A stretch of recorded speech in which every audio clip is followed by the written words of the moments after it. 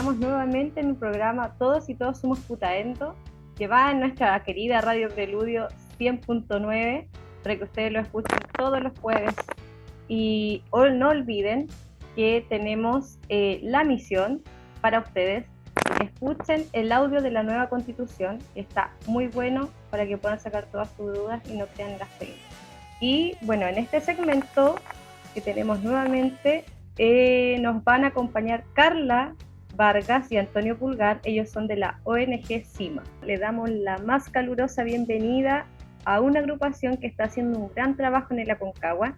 Bienvenida Carla Vargas y Antonio Pulgar. Hola Lisette, muchas gracias por la invitación. Muchas gracias por la invitación, Lisette. Buenas tardes, ¿cómo estás? Bien, qué gusto de tenerlos en este programa tan hermoso que hemos estado haciendo ya varios meses. Así que muy bienvenidos. Bueno, y para que pasemos ya así a hablar de verdad, como se dice, como nos gusta a nosotros en el Aconcagua, de hablar fuerte y derecho, cuéntenos un poquito de ustedes, pues. Cuéntenos cuál es el nombre de la ONG y cuál es el objetivo a cumplir en estas semanas previas a las votaciones. Bueno, Lisette, ONG FIMA es también llamada como Fiscalía del Medio Ambiente, una ONG sin fines de lucro, y fue uno de los primeros espacios que se ha dedicado principalmente a la defensa del medio ambiente por medio de la asesoría a comunidades y organizaciones sociales, y ha podido participar en los principales conflictos socioambientales que han existido en Chile.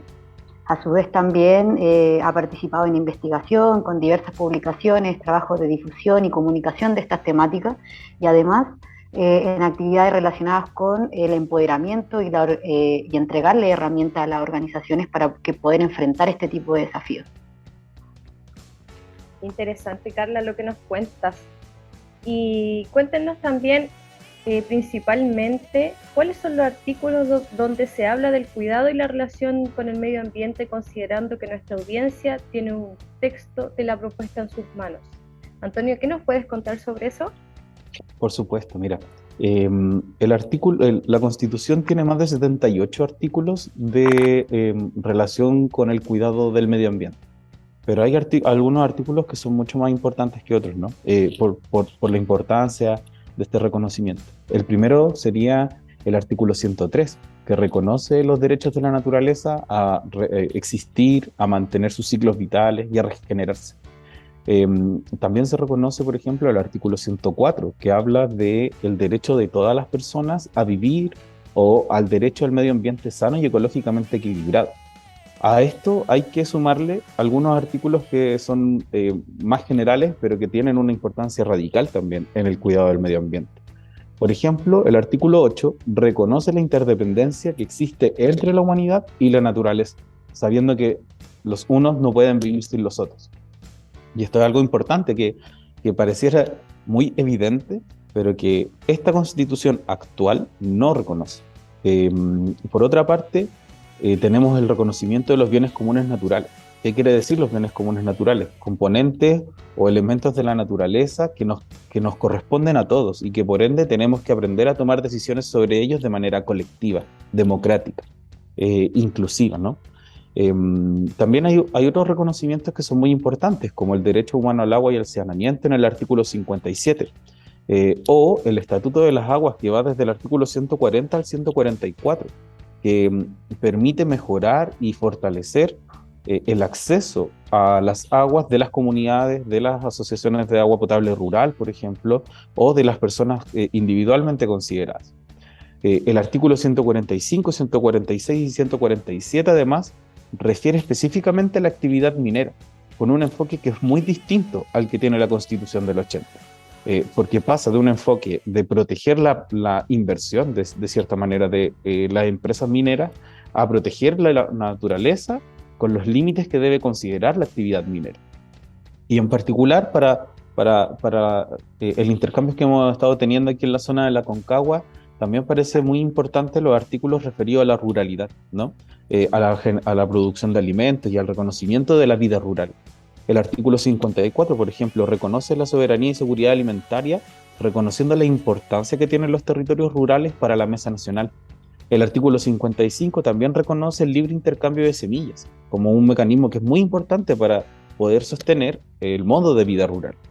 Y además, en la forma de Estado, en la forma en que se debe organizar y distribuir las competencias de los organismos públicos, se reconoce específicamente la ruralidad en el artículo 241, 242 y 243, que es algo que la Constitución actual está muy lejos de reconocer.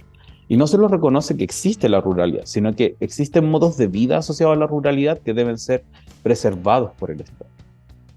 Exactamente, yo creo que este es un punto súper importante para nosotros y nuestra cotidianidad del valle, porque si bien nosotros tenemos una cultura agrícola campesina, ¿cierto? En donde mucho de nuestra idiosincrasia se basa en el trabajo de la tierra, entonces, y aparte de la explotación minera que existe en el valle. Pero a mí me gusta mucho, mira, yo hace poquito me regalaron este librito, te lo voy a mostrar, para que la gente pueda entender esta constitución. Exactamente, esto va acompañadito, chiquillos, de la mano, para que ustedes, sobre todo para la gente de la tercera edad que habla Antonio, que pueda entender, porque muchas veces la gente con el lenguaje del manifiesto en sí, la gente se pierde. Pero esta guía nos ayuda a entender mejor justamente lo que estaba hablando Antonio y Carla. Y el punto importante que me gustó mucho a mí en este punto es del Estatuto Constitucional de las Aguas, que se crea una Agencia Nacional de Aguas. Eso es inédito en la historia de nuestro país y que va a dar, yo creo que bastante de qué hablar cuando se instale ya esta agencia y pueda realmente monitorear el control de las aguas que muchas veces nosotros decimos no es sequía, saqueo. Cuéntenos un poquito más, ¿por qué ustedes creen que la propuesta constitucional podemos denominarla una constitución ecológica? Carla, ¿qué nos podéis comentar más de eso? Bueno, nosotros hablamos de una constitución ecológica justamente porque en su contenido y como un eje central de todo el texto está la protección del medio ambiente. Tal como decía mi compañero, alrededor de más de 70 artículos hacen referencia de alguna manera al medio ambiente y a su cuidado también. Por eso que la lógica general de este instrumento y de este texto fundamental que va a dirigir todo el ordenamiento jurídico nos va a permitir de alguna manera redirigir todas nuestras políticas públicas, las próximas normativas, hacia una perspectiva mucho más ecológica. En ese sentido también es importante destacar que la manera en la que se construye esta nueva constitución también reconoce principios e instituciones que generan todo como un sistema de valores y instrumentos y herramientas que nos van a permitir de ahí en adelante poder interpretar cada una de sus disposiciones, siempre en miras a que los recursos y finalmente la naturaleza puedan ser de la mejor manera protegidas. Así también creemos que el hecho que se haya reconocido la crisis climática existente a nivel mundial en un texto como este es inédito, es el primero en el mundo que lo hace, y nos permite entender y relevar el problema de la crisis relacionada al cambio climático, ya que si bien es una crisis global, esta crisis tiene efectos y consecuencias a nivel local, y justamente un lugar como el Valle de Aconcagua es un sector en el que va a ser profundamente afectado por todo lo que tenga que ver con el cambio climático. Tal como lo decía, la sequía es un problema que existe y que están viviendo hoy en día las distintas comunas de todo el valle, y tener las herramientas jurídicas, tener las herramientas tener instituciones que se hagan cargo de eso van a permitir que tanto toda la población como cada uno de los seres vivos podamos de alguna manera ir tomando decisiones nosotros como personas para poder proteger no solo nuestra vida actual, sino que las de las nuevas generaciones. Sí, qué interesante. A mí, mira, nosotros como coordinadoras estuvimos justamente participando de todo el proceso de la convención. Nos tocó estar ahí en las comisiones, poniendo como coordinadora, y fue realmente un espacio de aporte de forma territorial, porque hoy día nosotros, como tú lo dices, Carla, tenemos el tema hídrico muy fuerte, la explotación minera se lleva parte de nuestros recursos, Entonces, lo que nosotros instalamos fue justamente todo este tema que hoy día aparece en la Constitución. Para nosotros fue relevante, y sobre todo la protección de los glaciares. Y hoy día ustedes saben que el 76% de consumo de agua que nosotros hacemos es de glaciares. Entonces creo que esta Constitución por lo menos la consagra muy, muy bien. Cuéntenme, chiquillos, ¿qué temas incluye esta nueva Constitución que son relevantes para nuestro territorio del Valle de la Concagua? Carla. En cuanto como el tema que veníamos hablando un poco de lo que tiene que ver con el agua, es una de las temáticas más relevantes para el sector, justamente como estamos en un contexto de sequía que ha permanecido muchos años, y el caso de Petolca, que es como un caso de los emblemáticos también, que es cercano al valle. Uno de los, creo que de los temas más relevantes justamente es lo que tiene que ver con los derechos fundamentales directamente relacionados a temáticas ambientales. Entre eso nos encontramos con el derecho humano al agua. Si bien creemos que el agua es fundamental para la vida, igualmente esta no estaba siendo asegurada para ciertos lugares, especialmente sectores rurales que no han tenido o no tienen acceso a agua potable, o no tienen acceso a agua para su consumo mínimo o su actividad básica. Por eso que, por ejemplo, para nosotros, que en el artículo 57 de la Constitución se hable de que toda persona tiene derecho humano al agua y al saneamiento suficiente, saludable, aceptable, asequible y accesible, justamente deja en evidencia de que este texto lo que tiene como prioridad es justamente que todas las personas puedan acceder a esto, pero no solamente que accedan al agua, sino que a un agua de una cierta calidad, que sea saludable, que sea asequible, que es decir, que pueda tenga un precio razonable, que sea accesible también, de que no tenga que ir a un lugar determinado a ir a buscarla. Entonces, en ese punto es muy importante que este reconocimiento, que no estaba en la Constitución anterior, nos permita avanzar hacia algo que es básico. El agua es básica para la vida, para que de alguna manera cualquier persona se pueda desarrollar. Lo vimos en la misma pandemia. Mucha gente decía, no, ¿cómo me voy a lavar las manos si no tengo agua? Entonces, queramos o no, también tiene que ver con una cuestión de salud.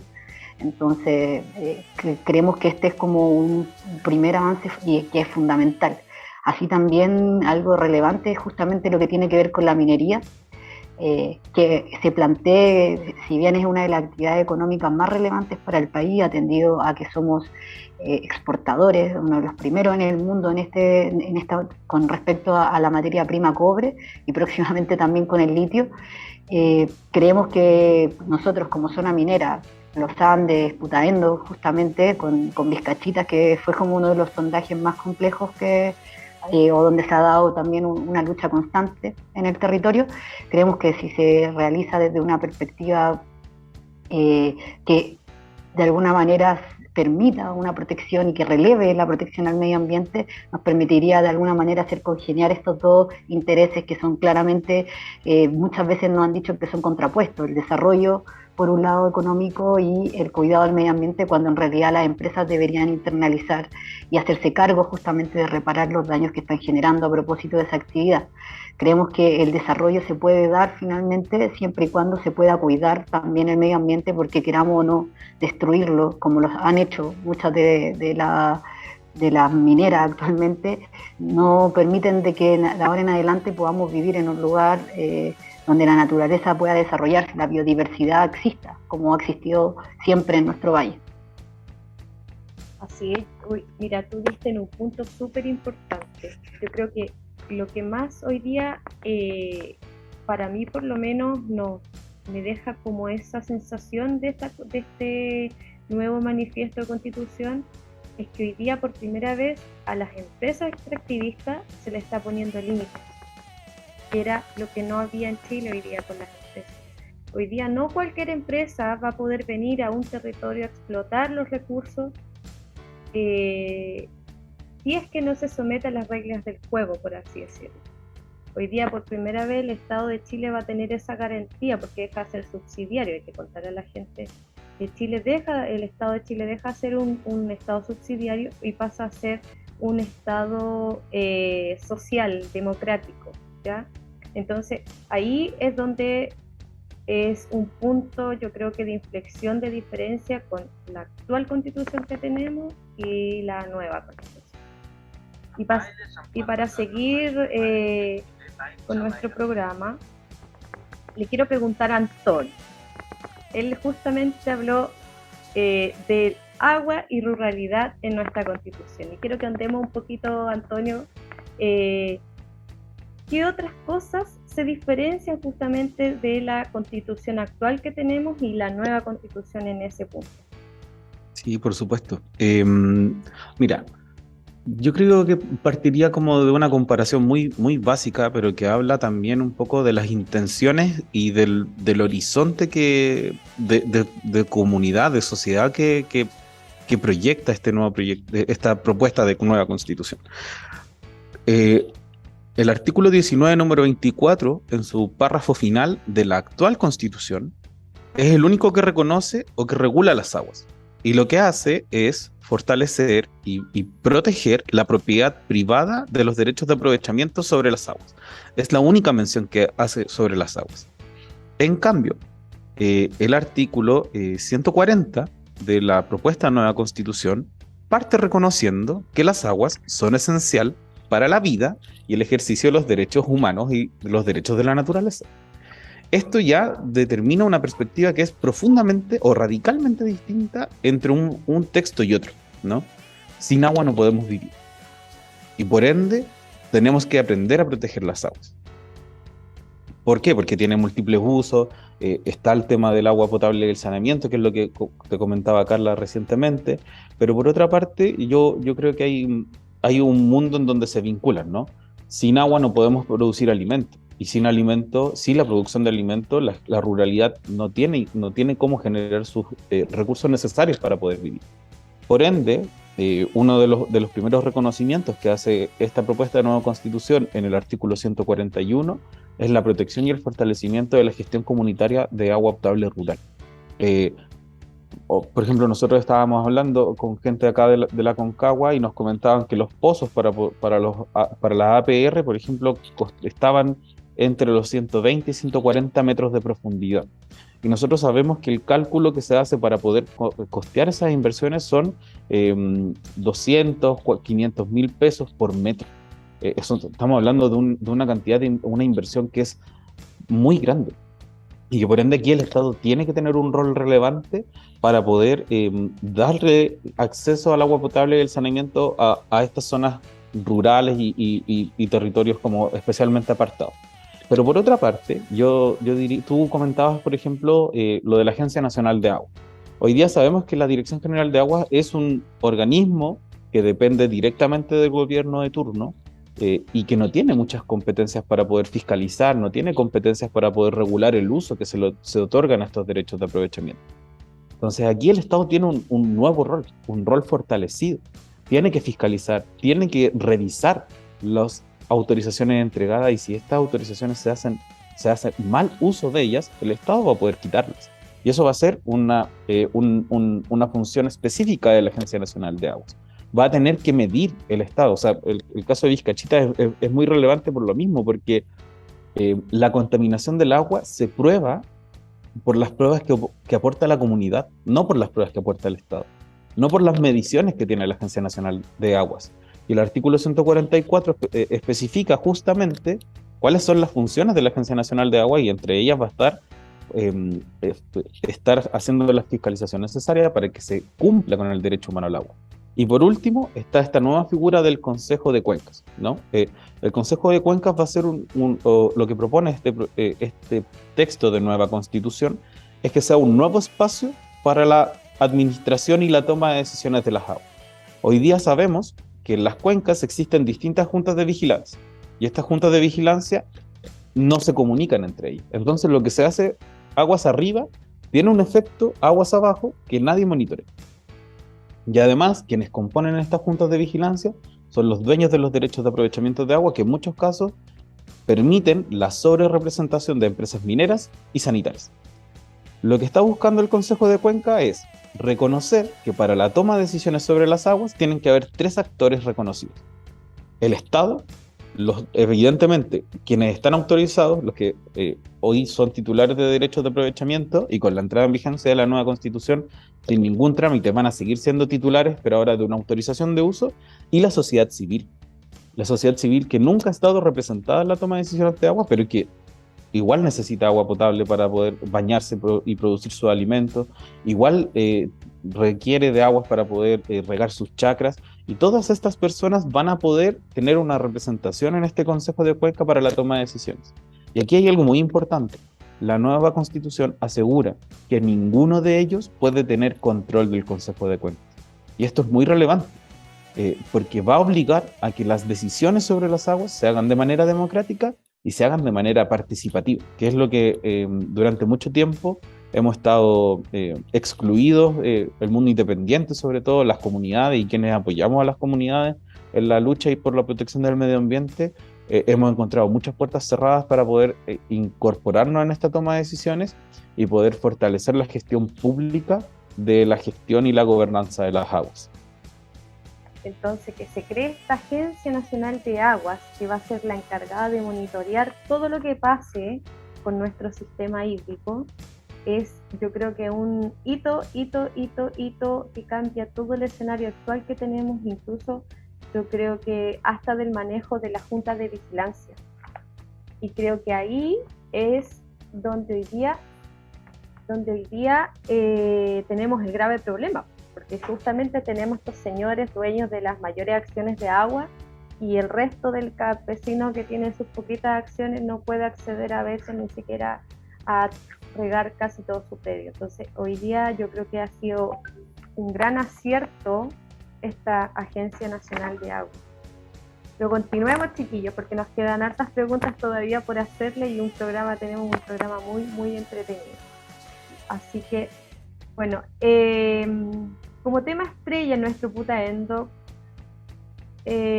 ¿cómo es tratada la actividad minera en la nueva Constitución? Yo creo que eso para nosotros es súper importante. Ustedes han hablado harto ahí, han sacado harto el tema de Minera Vizcachita. Nosotros hemos tenido harto problema con Minera, así que me gustaría escucharlos y escuchar justamente nuevamente a Antonio, que nos hable un poquito de eso. Bueno, yo diría que esta Constitución ecológica hay que observarla desde la perspectiva de la redistribución del poder. ¿Y por qué hago énfasis en esto? La actual Constitución, también en su artículo 19, número 24, protege la propiedad sobre las concesiones mineras. Pero es una protección demasiado exacerbadamente poderosa. Es decir, una persona que se le otorga una concesión minera tiene la capacidad de poder definir qué es lo que pasa en el predio superficial donde está instalada esta concesión. Y por ende existe una protección evidente a la inversión privada sobre la minería. La nueva Constitución lo que hace es regular, mantener más bien ciertas reglas básicas que han estado históricamente alojadas respecto del sector minero en nuestro país, pero establece ciertas diferencias. La primera, y muy importante, y evidentemente que tiene un efecto drástico en la zona de Putaendo, es que la nueva Constitución reconoce que hay zonas en donde no se pueden hacer actividad minera. No se pueden hacer actividad minera en los glaciares, no se pueden hacer minera en las zonas de protección hídrica, que estamos pensando aquí en justamente las nacientes de las cuencas, y esto entonces va a tener un efecto así dramáticamente drástico. Si la nueva Constitución llega a ser aprobada, en ese escenario no va a poder desarrollarse la explotación de la minera Vizcachitas. Es así de simple, porque hoy día la minera Vizcachitas tiene concesiones de exploración, que son los sondajes que se han estado haciendo en el glaciar, pero con el régimen de la nueva Constitución no podría desarrollarse una explotación de ese mineral, porque están alojados en un glaciar que le da agua a toda la cuenca de la Concagua. Entonces tiene una relación muy importante, y se eliminan además estos privilegios que tiene en la actual Constitución y que están alojados en el artículo 19, número 24, para que las personas lo puedan ir revisando, que son la protección que se le otorga al concesionario minero. ¿no? Y esta relación con el predio superficial que puede definir distintas cosas, pero hoy entonces se está estableciendo que la regulación de la minería primero tiene que considerar que la minería no es infinita, es finita, tiene un efecto particular en los ecosistemas, pero también en las comunidades humanas. Y además tiene que tener una perspectiva de solidaridad intergeneracional, es decir, no puede destruir la tierra que habitamos hoy día y dejar sin tierra habitable a las personas que vienen en las próximas generaciones.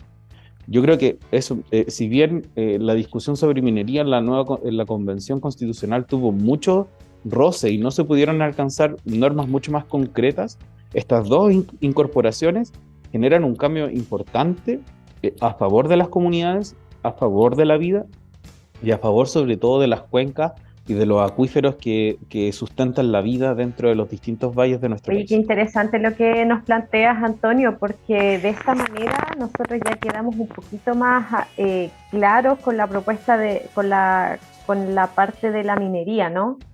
Que tiene justamente lo que hablabas tú. A nosotros nos pasó un pequeño chasco cuando expusimos en la comisión justamente de medio ambiente con el señor constituyente Arancibia, el cual para él era más relevante la parte económica, por así decirlo. Él nos preguntó, me recuerdo, nos dijo, o sea, si nosotros le pasamos plata a ustedes, así, o sea, si se invierte plata en su territorio, ahí ustedes dejarían que la minera entrara a Putaendo, así. Y yo lo quedé mirando y dije, ¿sabe? Usted no ha entendido nada. No se trata solo de plata. Entonces aquí donde tú planteas justamente esa facultad que va a tener el Estado para poder hacerse cargo y poner límites a estas mineras que vienen a explotar nuestros recursos y que hoy día se llevan, tú sabes, los recursos nuestros libremente, porque el royalty nuestro es muy bajo. Entonces se llevan nuestros recursos y resulta que los territorios quedamos desprotegidos frente a cualquier ilegalidad, como nos pasó con Vizcachita en Putaendo, sin tener qué poder hacer.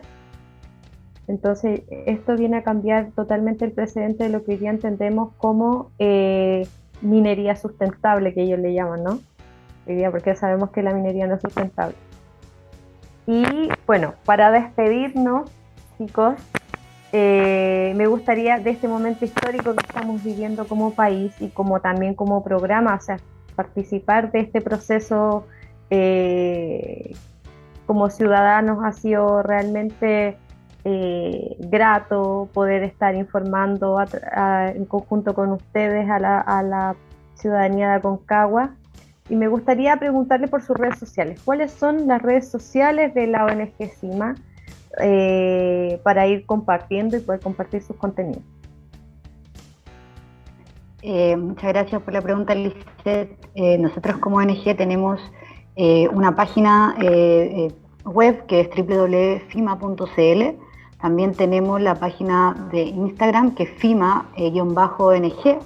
Y además, como también nuestro lema de campaña, Constitución Ecológica, constitucionecológica.cl, y además nuestra página en Instagram, Constitución Ecológica, que también todos juntos la pueden buscar y encontrar también ahí todo el contenido que hemos estado facilitando justamente para que nosotros y todas las personas que estén en constante como estudio, justamente porque lo que quieren es poder ir a votar informados, puedan acceder de una manera quizás más rápida, más lúdica a la información.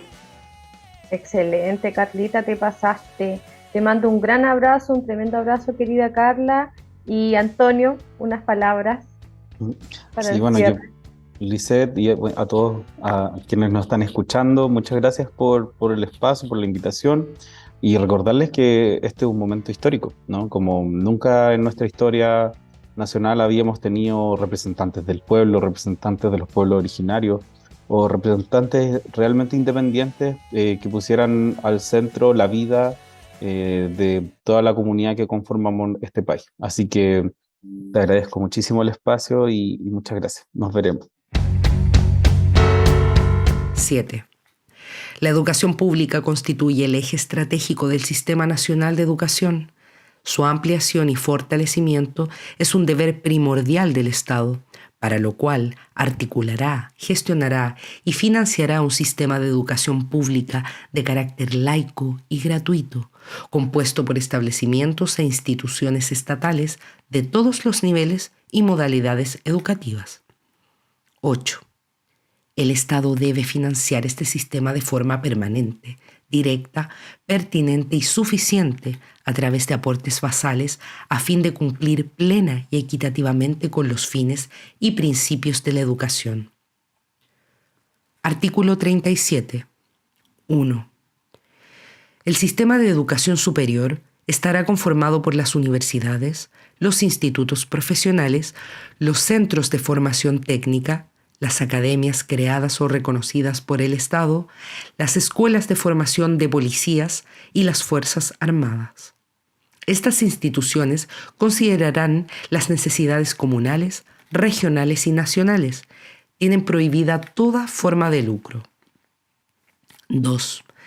Las instituciones de educación superior tienen la misión de enseñar, producir y socializar el conocimiento. La Constitución protege la libertad de cátedra, la investigación y la libre discusión de las ideas de las académicas y los académicos de las universidades creadas o reconocidas por el Estado. 3. Las instituciones de educación superior del Estado forman parte del sistema de educación pública y su financiamiento se sujetará a lo dispuesto por esta Constitución, debiendo garantizar el cumplimiento íntegro de sus funciones de docencia, investigación y colaboración con la sociedad. 4. En cada región existirá al menos una universidad estatal y una institución de formación técnico-profesional de nivel superior estatal. Estas se relacionarán de manera coordinada y preferente con las entidades territoriales y servicios públicos con presencia regional, de acuerdo con las necesidades locales. 5. El Estado velará por el acceso a la educación superior de todas las personas que cumplan los requisitos establecidos por la ley. El ingreso, permanencia y promoción de quienes estudien en la educación superior se regirá por los principios de equidad e inclusión, con particular atención a los grupos históricamente excluidos y de especial protección, prohibiéndose cualquier tipo de discriminación. 6. Los estudios de educación superior conducentes a títulos y grados académicos iniciales serán gratuitos en las instituciones públicas y en aquellas privadas que determine la ley. Artículo 38. Es deber del Estado promover el derecho a la educación permanente a través de oportunidades formativas múltiples, dentro y fuera del Sistema Nacional de Educación, fomentando diversos espacios de desarrollo y aprendizaje integral para todas las personas. Artículo 39. El Estado garantiza una educación ambiental que fortalezca la preservación, la conservación y los cuidados requeridos respecto al medio ambiente y la naturaleza, y que permita formar conciencia ecológica. Artículo 40. Toda persona tiene derecho a recibir una educación sexual integral que promueva el disfrute pleno y libre de la sexualidad, la responsabilidad sexoafectiva, la autonomía, el autocuidado y el consentimiento, el reconocimiento de las diversas identidades y expresiones del género y la sexualidad, que erradique los estereotipos de género y que prevenga la violencia de género y sexual. Artículo 41. 1. Se garantiza la libertad de enseñanza y es deber del Estado respetarla. 2. Esta comprende la libertad de madres, padres, apoderadas, apoderados y tutores legales a elegir el tipo de educación de las personas a su cargo, respetando el interés superior y la autonomía progresiva de niñas, niños y adolescentes. 3. Las y los profesores y educadores son titulares de la libertad de cátedra en el ejercicio de sus funciones, en el marco de los fines y principios de la educación. Artículo 42. Quienes integran las comunidades educativas tienen derecho a participar en las definiciones del proyecto educativo y en las decisiones de cada establecimiento, así como en el diseño, la implementación y la evaluación de la política educacional local y nacional. La ley especificará las condiciones, los órganos y los procedimientos que aseguren su participación vinculante. Artículo 43. 1. La Constitución reconoce el rol fundamental de las profesoras y los profesores, valora y fomenta la contribución de educadoras, educadores, asistentes de la educación y educadores tradicionales. En su conjunto, son agentes claves para la garantía del derecho a la educación. 2. El Estado garantiza el desarrollo del quehacer pedagógico y educativo de quienes trabajen en establecimientos e instituciones que reciban fondos públicos. Dicha garantía incluye la formación inicial y continua, su ejercicio reflexivo y colaborativo y la investigación pedagógica, en coherencia con los principios y fines de la educación. Asimismo, protege la estabilidad en el ejercicio de sus funciones, asegurando condiciones laborales óptimas y resguardando su autonomía profesional. 3. Las trabajadoras y los trabajadores de educación parvularia, básica y media, que se desempeñen en establecimientos que reciban recursos del Estado, gozarán de los mismos derechos que contemple la ley. Artículo 44. 1. Toda persona tiene derecho a la salud y al bienestar integral, incluyendo sus dimensiones física y mental. 2. Los pueblos y naciones indígenas tienen derecho a sus propias medicinas tradicionales, a mantener sus prácticas de salud y a conservar los componentes naturales que las sustentan. 3. El Estado debe proveer las condiciones necesarias para alcanzar el más alto nivel posible de la salud, considerando en todas sus decisiones el impacto de las determinantes sociales y ambientales sobre la salud de la población.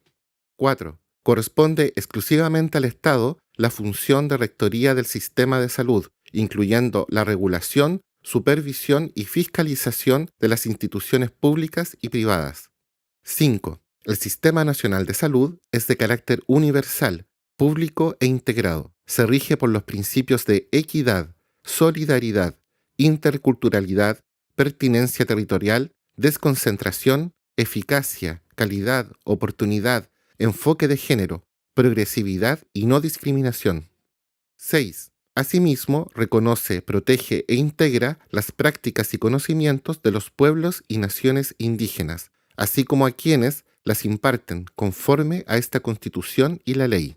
7. El Sistema Nacional de Salud podrá estar integrado por prestadores públicos y privados. La ley determinará los requisitos y procedimientos para que prestadores privados puedan integrarse a este sistema. 8. Es deber del Estado velar por el fortalecimiento y desarrollo de las instituciones públicas de salud. 9. El Sistema Nacional de Salud es financiado a través de las rentas generales de la Nación. Adicionalmente, la ley podrá establecer cotizaciones obligatorias a empleadoras, empleadores, trabajadoras y trabajadores con el solo objeto de aportar solidariamente al financiamiento de este sistema. La ley determinará el órgano público encargado de la administración del conjunto de los fondos de este sistema. 10. El Sistema Nacional de Salud incorpora acciones de promoción, prevención, diagnóstico, tratamiento, habilitación, rehabilitación e inclusión. La atención primaria constituye la base de este sistema y se promueve la participación de las comunidades en las políticas de salud y las condiciones para su ejercicio efectivo. 11. El Estado generará políticas y programas de salud mental destinados a la atención y prevención con enfoque comunitario y aumentará progresivamente su financiamiento. Artículo 45. 1. Toda persona tiene derecho a la seguridad social fundada en los principios de la universalidad, solidaridad, integralidad, unidad, igualdad, suficiencia, participación, sostenibilidad y oportunidad. 2. La ley establecerá un sistema de seguridad social público que otorgue protección en caso de enfermedad, vejez, discapacidad, supervivencia, maternidad y paternidad, desempleo, accidentes del trabajo y enfermedades profesionales, y en las demás contingencias sociales de falta o disminución de medios de subsistencia o de capacidad para el trabajo. En particular, asegurará la cobertura de prestaciones a quienes ejerzan trabajos domésticos y de cuidados. 3. El Estado define la política de seguridad social. Esta se financiará por trabajadoras, trabajadores, empleadoras y empleadores, a través de cotizaciones obligatorias y rentas generales de la nación. Los recursos con que se financia la seguridad social no podrán ser destinados a fines distintos que el pago de los beneficios que establezca el sistema. 4. Las organizaciones sindicales y de empleadores tienen derecho a participar en la dirección del sistema de seguridad social, en las formas que señale la ley. Artículo 46. 1. Toda persona tiene derecho al trabajo y a su libre elección. El Estado garantiza el trabajo decente y su protección. Este comprende el derecho a condiciones laborales equitativas, a la salud y seguridad en el trabajo, al descanso, al disfrute del tiempo libre, a la desconexión digital, a la garantía de indemnidad y el pleno respeto de los derechos fundamentales en el contexto del trabajo. 2. Las trabajadoras y los trabajadores tienen derecho a una remuneración equitativa, justa y suficiente que asegure su sustento y el de sus familias. Además, tienen derecho a igual remuneración por trabajo de igual valor. 3. Se prohíbe cualquier discriminación laboral, el despido arbitrario y toda distinción que no se base en las competencias laborales o idoneidad personal. 4. El Estado generará políticas públicas que permitan conciliar la vida laboral, familiar y comunitaria y el trabajo de cuidados. 5. El Estado garantiza el respeto a los derechos reproductivos de las personas trabajadoras, eliminando riesgos que afecten la salud reproductiva y resguardando los derechos de la maternidad y paternidad. 6. En el ámbito rural y agrícola, el Estado garantiza condiciones justas y dignas en el trabajo de temporada, resguardando el ejercicio de los derechos laborales y de seguridad social. 7. Se reconoce la función social del trabajo. Un órgano autónomo debe fiscalizar y asegurar la protección eficaz de trabajadoras, trabajadores y organizaciones sindicales. 8. Se prohíbe toda forma de precarización laboral, así como el trabajo forzoso, humillante o denigrante. Artículo 47. 1. Las trabajadoras y los trabajadores, tanto del sector público como del sector privado, tienen derecho a la libertad sindical. Este comprende el derecho a la sindicalización, a la negociación colectiva y a la huelga. 2. Las organizaciones sindicales son titulares exclusivas del derecho a la negociación colectiva, en tanto únicas representantes de trabajadoras y trabajadores ante el o los empleadores.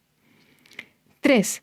El derecho de sindicalización comprende la facultad de constituir las organizaciones sindicales que estimen conveniente, en cualquier nivel, de carácter nacional e internacional, de afiliarse y desafiliarse de ellas, de darse su propia normativa, de trazar sus propios fines y de realizar su actividad sin intervención de terceros.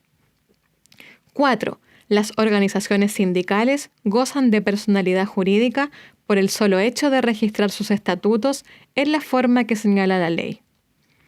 5. Se asegura el derecho a la negociación colectiva.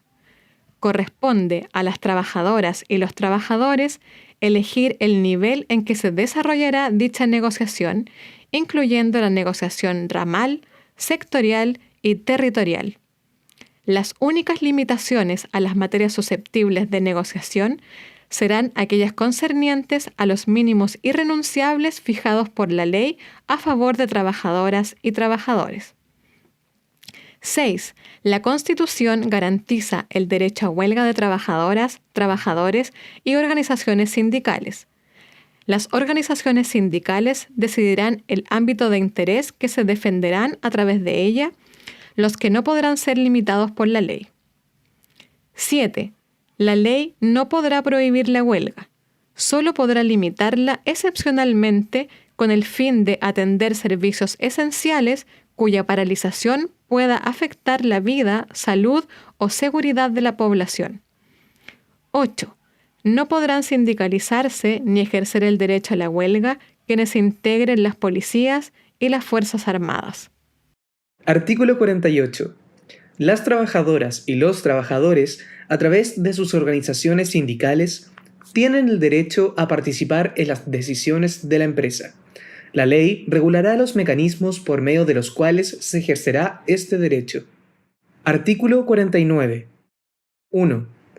El Estado reconoce que los trabajos domésticos y de cuidados son trabajos socialmente necesarios e indispensables para la sostenibilidad de la vida y el desarrollo de la sociedad.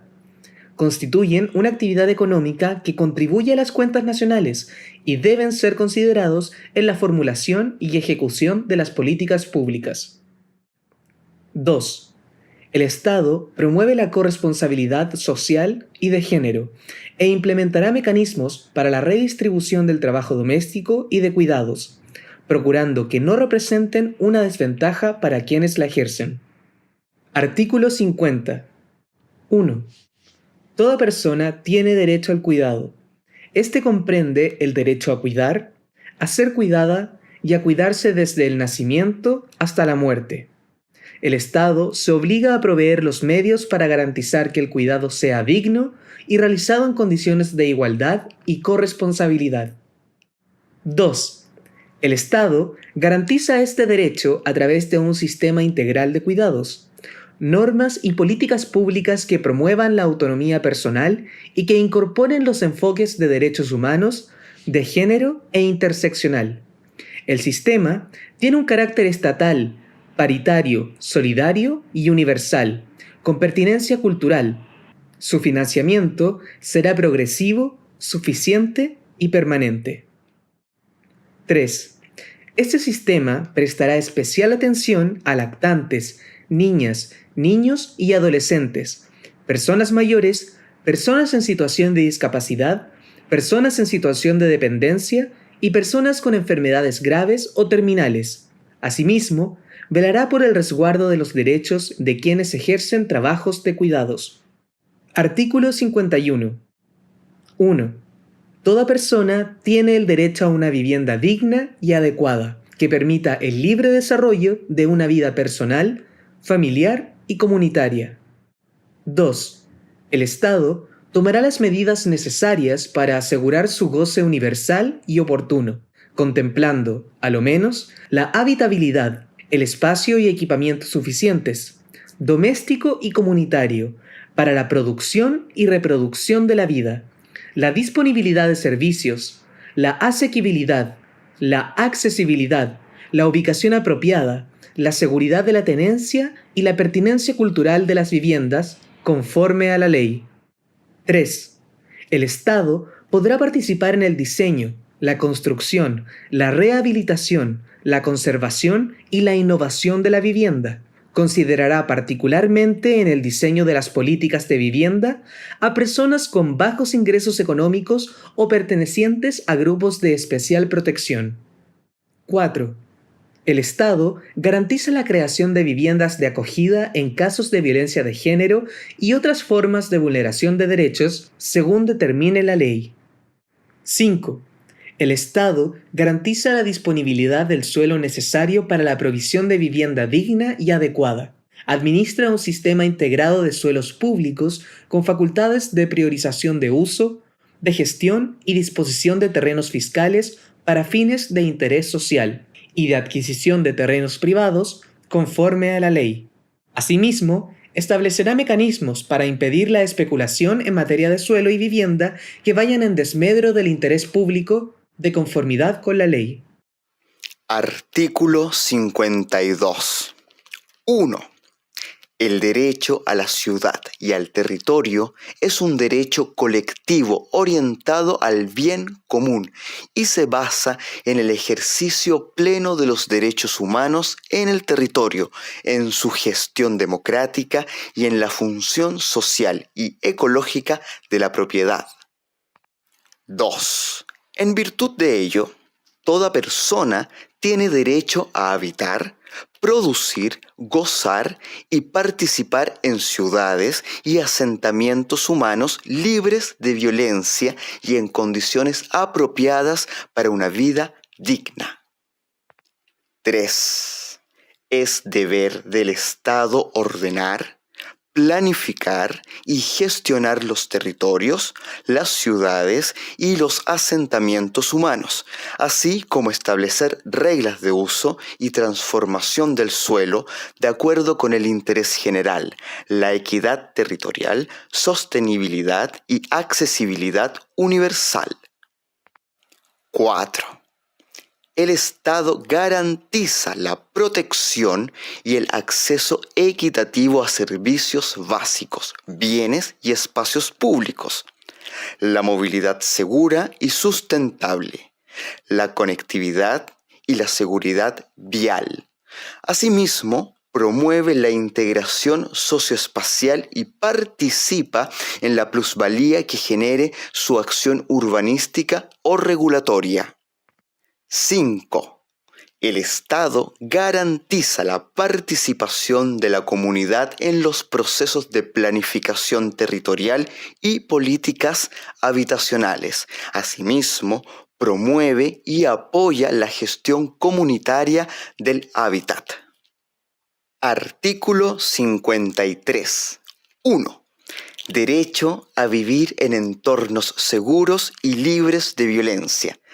Es deber del Estado proteger en forma equitativa el ejercicio de este derecho a todas las personas, a través de una política de prevención de la violencia y el delito que considerará especialmente las condiciones materiales, ambientales, sociales y el fortalecimiento comunitario de los territorios.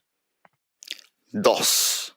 Las acciones de prevención, persecución y sanción de los delitos, así como la reinserción social de las personas condenadas, serán desarrolladas por los organismos públicos que señalen esta Constitución y la ley en forma coordinada y con irrestricto respeto a los derechos humanos. Artículo 54. 1. Es deber del Estado asegurar la soberanía y seguridad alimentaria. Para esto, promoverá la producción, la distribución y el consumo de alimentos que garanticen el derecho a la alimentación sana y adecuada, el comercio justo y sistemas alimentarios ecológicamente responsables. 2. El Estado fomenta la producción agropecuaria ecológicamente sustentable. 3. Reconoce, fomenta y apoya la agricultura campesina e indígena, la recolección y la pesca artesanal, en tanto actividades fundamentales para la producción de alimentos. 4. Del mismo modo, promueve el patrimonio culinario y gastronómico del país. Artículo 55. El Estado garantiza el derecho de campesinas, campesinos y pueblos y naciones indígenas al libre uso e intercambio de semillas tradicionales. Artículo 56. 1. Toda persona tiene derecho a una alimentación adecuada, saludable, suficiente y nutricionalmente completa y pertinente culturalmente. Este derecho comprende la garantía de alimentos especiales para quienes lo requieran por motivos de salud. 2. El Estado garantiza en forma continua y permanente la disponibilidad y el acceso a los alimentos que satisfagan este derecho, especialmente en zonas aisladas geográficamente. Artículo 57. 1. Toda persona tiene derecho humano al agua y al saneamiento suficiente, saludable, aceptable, asequible y accesible. Es deber del Estado garantizarlo para las actuales y futuras generaciones. 2. El Estado vela por la satisfacción de este derecho atendiendo las necesidades de las personas en sus distintos contextos. Artículo 58. La Constitución reconoce a los pueblos y naciones indígenas el uso tradicional de las aguas situadas en territorios indígenas o autonomías territoriales indígenas.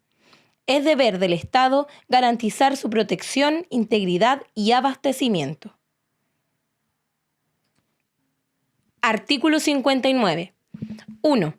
Toda persona tiene derecho a un mínimo vital de energía asequible y segura. 2.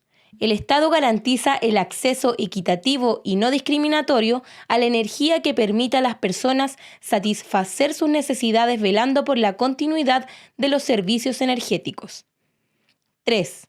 Asimismo, regula y fomenta una matriz energética distribuida, descentralizada y diversificada basada en energías renovables y de bajo impacto ambiental. 4. La infraestructura energética es de interés público. 5. El Estado fomenta y protege las empresas cooperativas de energía y el autoconsumo. Artículo 60. 1.